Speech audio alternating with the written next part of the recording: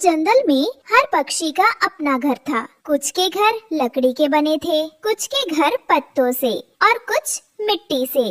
सभी घर मजबूत और सुरक्षित दिख रहे थे, लेकिन रानो चिड़िया और उसके छोटे बच्चे गुड़िया और कुकू के पास कुछ भी नहीं था। उनके पास न लकड़ी थी, न पत्ते, न मिट्टी, बस कुछ पुराने कागज के टुकड़े से बना छोटा सा घर। मम्मी, हमारे पास तो कोई मजबूत घर नहीं है। बारिश या हवा में हमारा क्या होगा?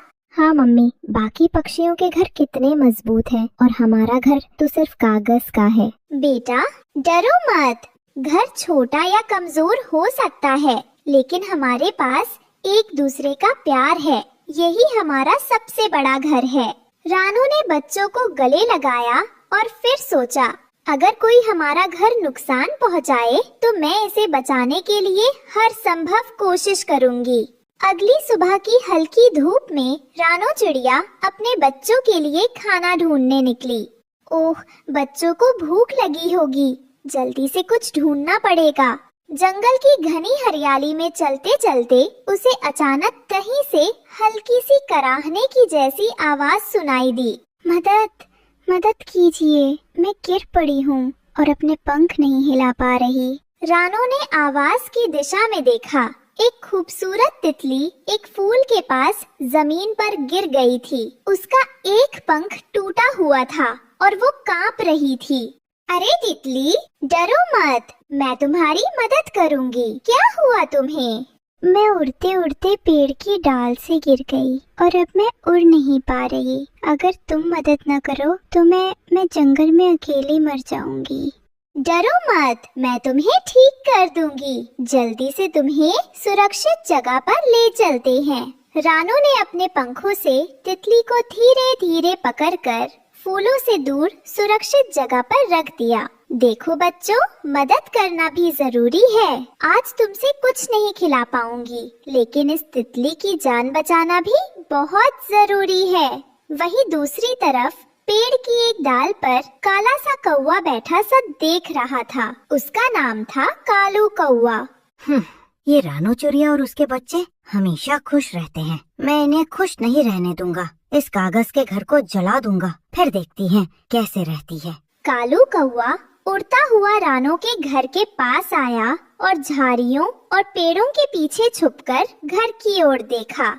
अगर मैं इस घर को जला दूं तो रानो और उसके बच्चे दुखी हो जाएंगे। हाँ, यही करना चाहिए। कालू ने सूखी टहनियाँ और कुछ पुराने पत्तों का गुच्छा इकट्ठा किया, मशाल जैसा कुछ बना लिया। बस रात को जब सब सो जाएं, मैं चुपके से आऊंगा और इस घर को जला दूंगा। कोई नहीं बचा पाएगा। रानो जंगल में तितली की मदद कर रही थी। उसे नहीं पता था कि उसका प्यारा घर जल्द ही एक बड़े खतरे का सामना करने वाला है। अच्छा है तितली सुरक्षित है, लेकिन बच्चों का खाना और घर।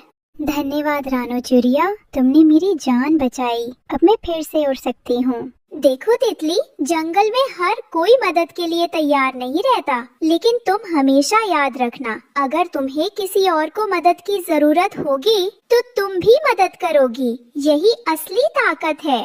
तितली ने हंसते हुए रानो की ओर देखा और वादा किया।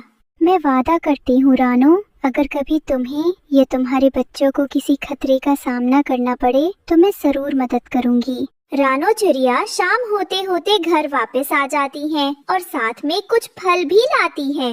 रात का समय था, आसमान में बादल थे, बच्चे सोने की तैयारी कर रहे थे। मम्मी, आज हमारा घर सच में सितारे जैसा चमक रहा है। हाँ बेटा, बस सो जाओ, सुबह फिर खेलेंगे। तभी रानो ने दूर से कालू को उड़ते हुए आते देखा। उसके पंखों में टहनी और आग की चमक थी। हे भगवान, ये कौवा तो आग लेकर आ रहा है। तेज बारिश शुरू हो गई। उसके पास जलती मशाल थी। अब देखती है रानो, तुम्हारा चमचमाता घर कैसे जलता है। ओह, ये टहनी, ओह, ये पत्ते, सब जल जाएंगे। कालू ने पहले आग लगाने की कोशिश की, मगर तेज बारिश में उसके सूखे पत्तों पर पानी लग गया। आग बुझ गई। अरे ये क्या, मेरा प्लान फेल हो गया। लेकिन कोई बात नहीं, थोड़ी देर बाद फिर से कोशिश करूँगा। बच्चों, कोई डरने की बात नहीं है। कालू कौवा कोशिश कर रहा है, लेकिन आसमान और बारिश हमारे साथ हैं। ये घर बच जाएगा। अगली रात बारिश थोड़ी कम हो गई थी, मगर कालू कौवा अपनी पहली नाकाम कोशिश से सीख चुका था। इस बार उसने और चालाकी से योजना बनाई। पिछली बार की बारिश ने मेरी मजाक उड़ाई, लेकिन आज मैं और भी तेजी से आग लगाऊंगा। ये घर अब बचने वाला नहीं। कालू ने इस बार सूखी टहनियों को अपने पंखों में अच्छी तरह से सुरक्षित रखा और धीरे धीरे रानो के कागज के घर के पास आया। रानो चिड़िया ने उसे देखा और खिड़की से बोली, कालू, फिर से? मैं तुम्हें ऐसे नहीं छोड़ूंगी कालू। डरने की जरूरत नहीं रानो, या शायद डरना चाहिए। अब देखना रानो, तुम्हारा चमचमाता घर कैसे जलकर राख होगा।